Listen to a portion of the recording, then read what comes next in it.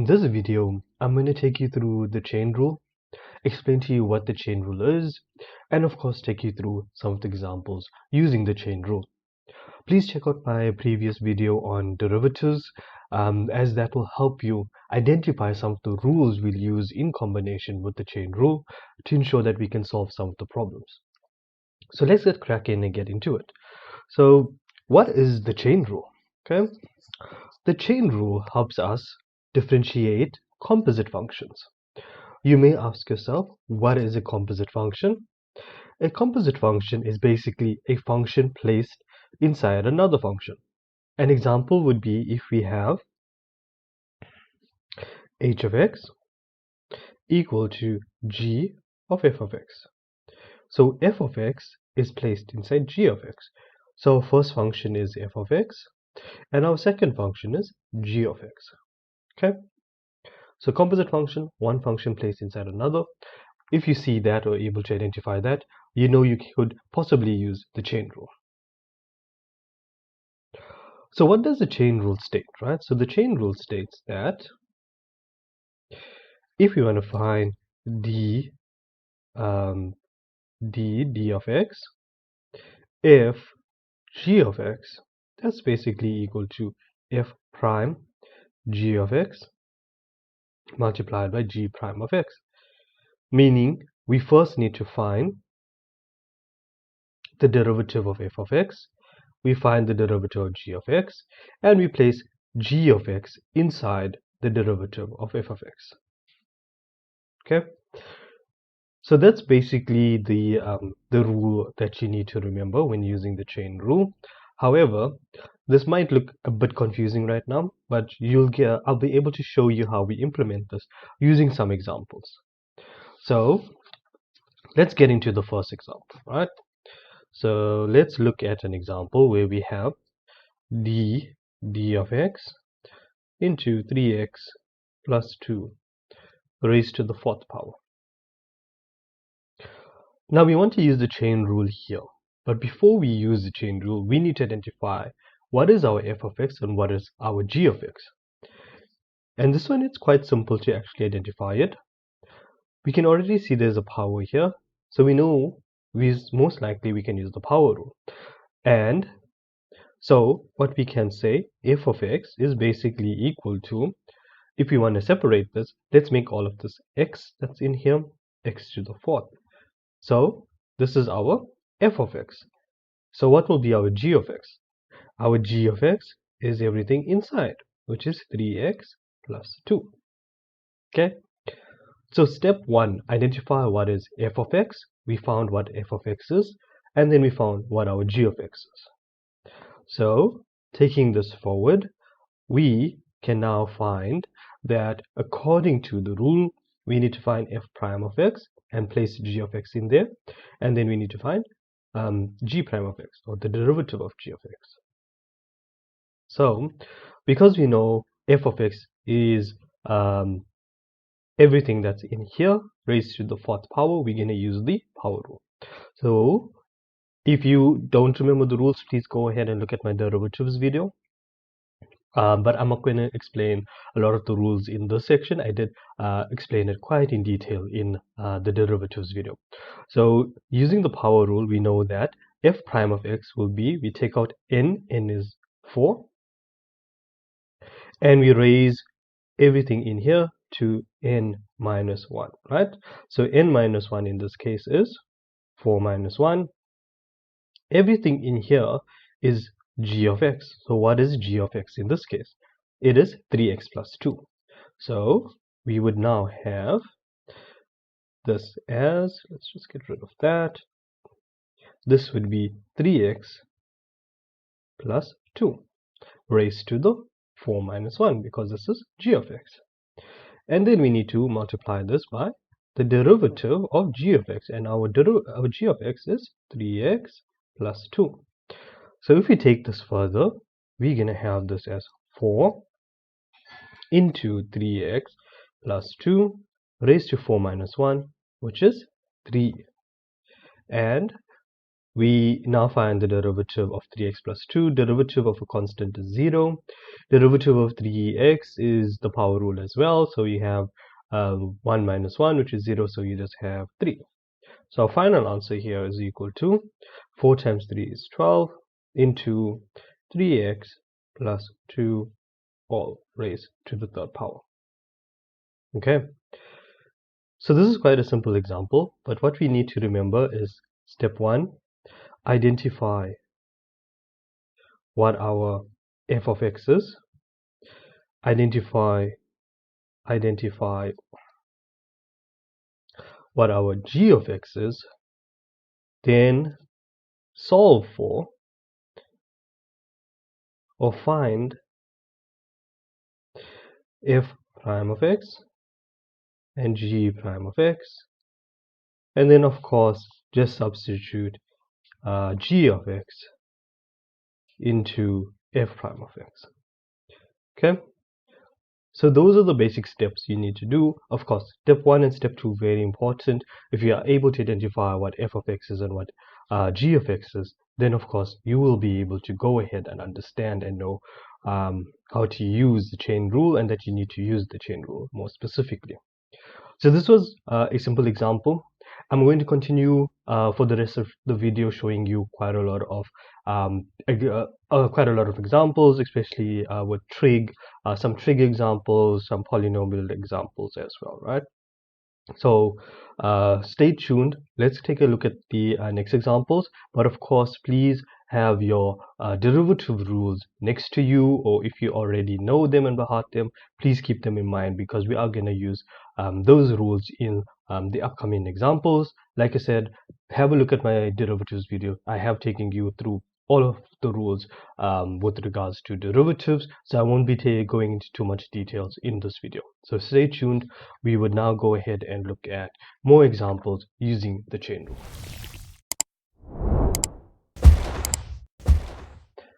Okay, so let's get cracking. Let's look at this example. Let's look at d dx of x cubed minus 2x squared all raised to the 6th. So what do you think is our f of x?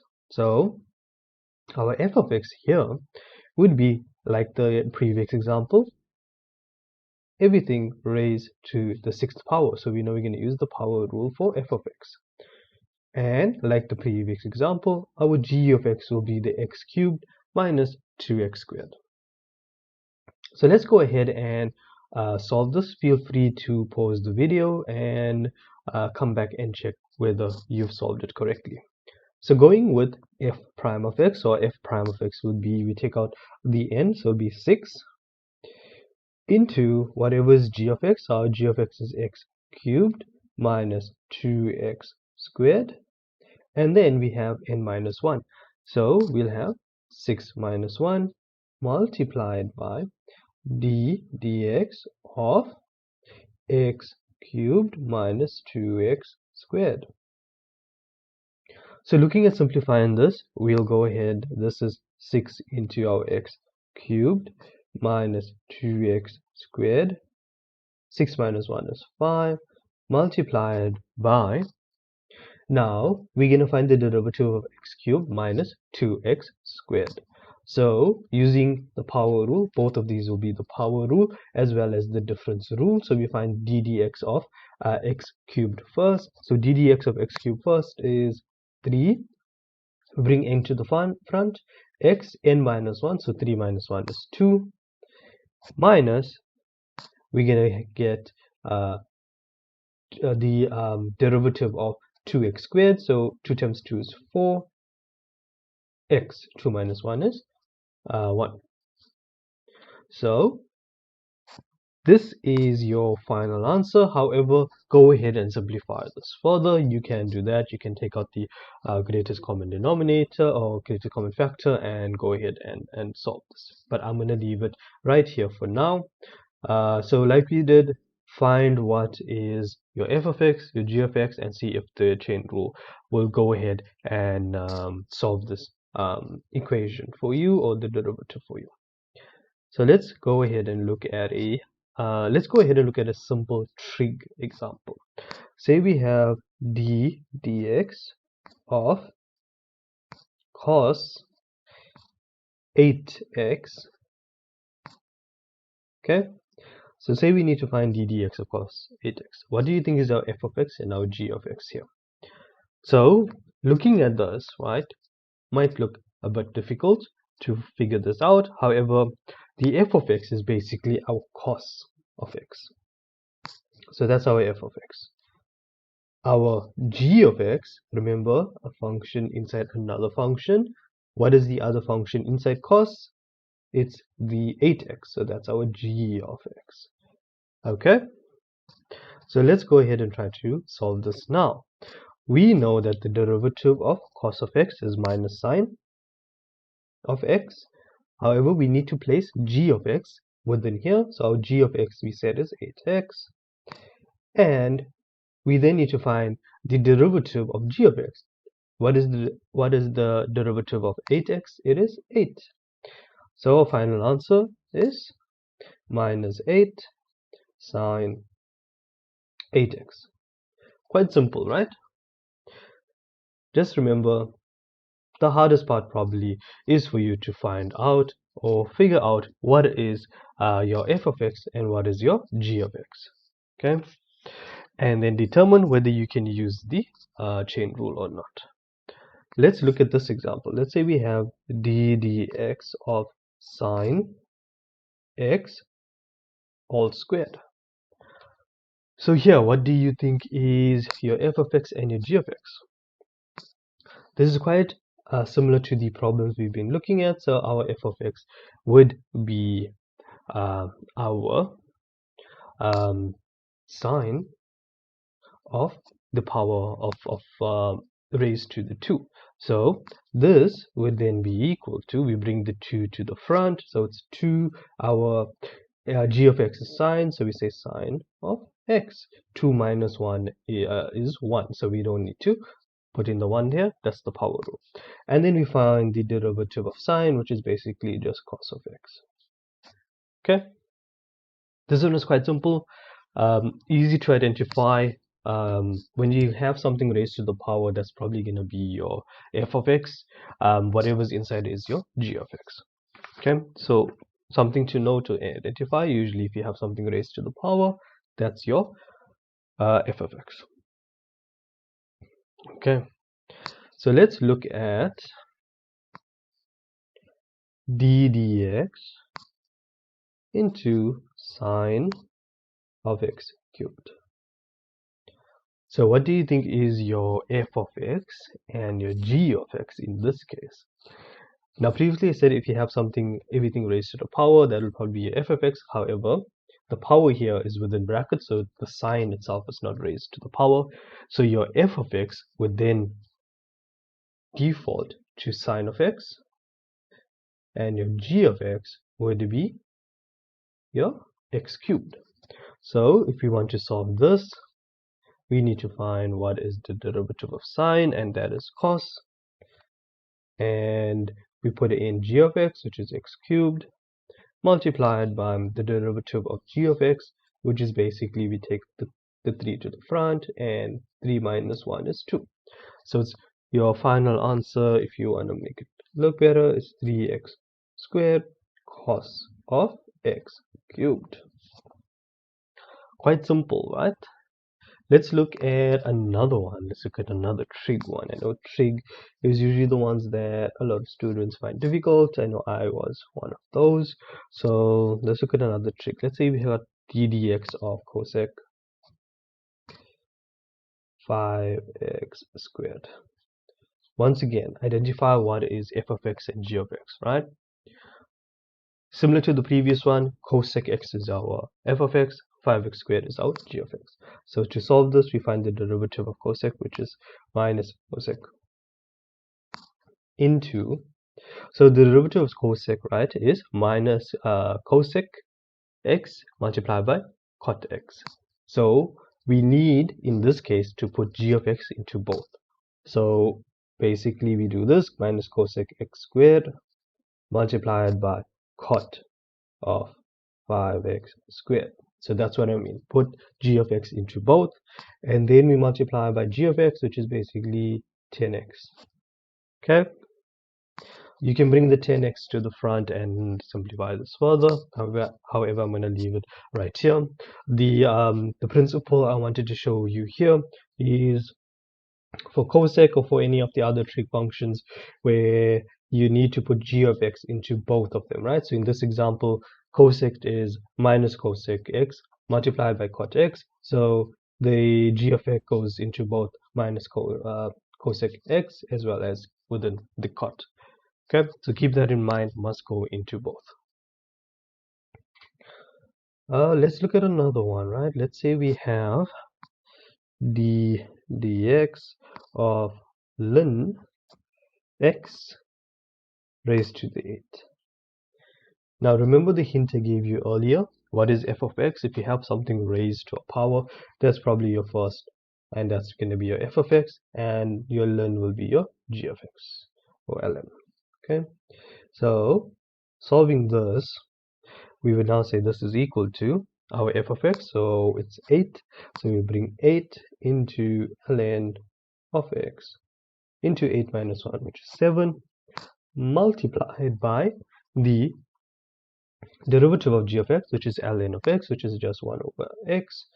And if you want to simplify this, this is basically 8 ln x raised to the 7 all over x. Okay, quite simple. Again, the hint I gave you earlier came into play here. Let's look at let's take this example, d dx cube root of x squared minus 5. Now what do we do here? Now remember my videos on integrals and derivatives. When we saw something like this, we rewrite it, right? So we can rewrite this as x squared minus 5 raised to the 1 over 3, which is the same thing as that. So now we can find f of x and g of x. We know from the hint I gave, this is raised to the power, so the power rule will come in for the f of x, and our g of x will be everything in the brackets. So this is now 1 by 3 into x squared minus 5. 1 by 3 minus 1 is minus 2 by 3, multiplied by 2x, because x squared power rule, the 5 will give you 0. You can go ahead and of course simplify this further. So this is equal to 2x all over 3 into the cube root of x squared minus 5 all squared. Okay, so taking this down there and rewriting it. Quite simple again, right? So same like in the videos I showed you previously, derivative and integral videos. Try to rewrite the cube root, the square root, the fourth root, whichever one, in the power format, and then it'll be easier to work with. Let's look at another example. Let's look at, what if we have d dx of 1 over x cubed plus 10x raised to the 5. What do we do in this case? Okay, take the similar approach. We can rewrite this as x cubed plus 10x raised to the minus 5. Okay, it's raised to the, everything is raised to the power, so that's going to be our f of x. Everything within the brackets will be our g of x. So this is then equal to minus 5 into x cubed plus 10x raised to the minus 6, minus 5 minus 1, multiplied by everything that's in the brackets, which is its derivative of that, so that's 3x squared plus 10. Okay, so you can go ahead and simplify this if you want to. Then we go ahead and do it for you. Okay, So you'll see this better. Just want to show you the concept a bit better. So this will then be equal to, we can take the minus 5 and multiply it to the 3x squared plus 10, which will give us minus 5x squared minus 50 all over, because it's a minus 6, we're going to take that all the way down to x cubed plus 10x all raised to the 6th power. Okay, so we took that down and this is what your final answer would look like. Let's take something a little bit more tricky.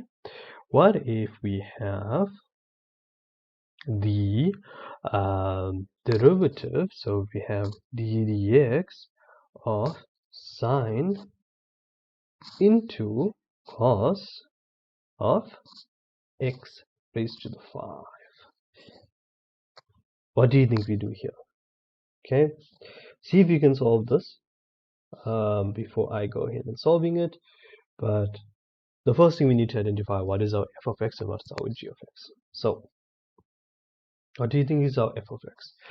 Our f of x, our g of x would be everything within the brackets. So let's start with that. So this cos x to the 5 is our g of x. However, we need to take this further, where we can show that this is our sine is our f of x, cos of x is our g of x, and x to the 5 could be our h of x. So what am I saying here? I'm saying because we have 3 functions instead of 2 functions within as a composite function, we're gonna find firstly what is the derivative of sine. Let me actually do this, then you can see it clearly. So what is the derivative of sine? Sine is cos. Okay, we leave everything else within the brackets the same, so it will be cos x 5. Okay, then we find what is the derivative of cos. The derivative of cos is minus sine. We leave everything in the brackets the same, x to the 5. Then what is the, let's use yellow, what is the derivative of x to the 5? That is multiplied by 5x 4. Okay, do you see what we did here? Okay, because we had 3 functions, okay, we had, let's use let me call this better for you out. Let's use maroon. So we had function 1, we had function 2, and we had function 3. We needed to use the chain rule to find the derivative for each of these functions. Okay, so we basically found f prime of let's say this is f, this is g, and this is h. So we found f prime, g, and h. Then we found g prime of h, and then we found g prime, h prime, sorry. Okay, so this is a bit more complicated. We were used to just having 2 functions, but now we have 3 functions. So let's deep dive this. Let's look at another example. Let's look at dx of cos to the 7 tan sine x 4. Okay, what do you think we can do here? Okay, just gonna make this cos to the 5 instead. Let's just reduce it so we can simplify a bit better. So first thing we can do is we can rewrite this. So if cos is raised to the 5, it means that everything in here is also raised to the 5, so we can take cos to the 5 outside. Okay, so this is basically, we can rewrite it as cos tan sine x raised to the 4 all to the 5. So similarly, we now have, this is f, this is g, and that is h. So once again, we have 3 functions in here. So if we want to write this out, we first need to find out what is the first rule. So the first rule here that we have is the power rule, because we have 5. So we can rewrite this as 5, or we write this as 5 cos of tan sine x to the 4, 5 minus 1 is 4, multiplied by the derivative cos, which is now sine. We write this as sine. So this is sine. Excuse this. This is minus sine into tan sine x raised to the 4, multiplied by the derivative of tan, which is sec squared, into sine x to the 4, multiplied by, we now find the derivative of sine, which is cos x to the 4th, multiplied by 4x cubed, which is the derivative of x raised to the 4. So we found the derivative of each of this, right? Including the entire composite function being raised to the 5th power. So that's what we did first. So that was our number 1. So this was the first one, which was this here. Then we did the cos, which was this here. Then we did the tan, which was this here. Then we did the sine, which was the cos here, and then of course we did the x to the 4th, which was 4x cubed. Okay, so you need to find it using the chain rule. It will help you find the derivative of each of these to find your final answer. Okay, so let's do 2 more before we end off this video. Let's look at finding the dx of x for 5x plus 6 raised to the 5th power. So what do you think we do here? So we know we need to find, using the chain rule, f prime into g of x plus g prime f of x. Okay, so how do we do this, right? We can look at, if you look at our rules, we're saying x to the 4th is multiplied by 5x plus 6 raised to the 5. What does that look like? That looks like the product rule. Okay, so what do you think this will equal to? So keeping the product rule in mind, we can rewrite this as, the answer would be 4x raised to the 3 f of x into g of x, which is 5x plus 6 raised to the 5, plus, okay, stay with me, plus x raised to the 4 multiplied by, we bring this out, which is our derivative, so it's 5 into 5x plus 6 raised to the 4, which is your n minus 1, we are not done as yet. We need to find the derivative of the inside, which is just 5. Okay, so we use the product rule, right? So the product rule, remember the product rule? Okay, please go back and watch my other videos. It says f prime g of x plus g prime f of x. Okay, and that's what we did here, combining the product rule with the chain rule. Okay, so practice with these, that's quite important. Let's look at this example. What if we have d dx of, this is a nice one, 3x minus 2 divided by 3 plus 5x all raised to the 5. What does this look like, right? We know the section is the chain rule, but this also looks like the quotient rule. Quotient rule. Okay, so let's keep in mind the chain rule and the quotient rule here.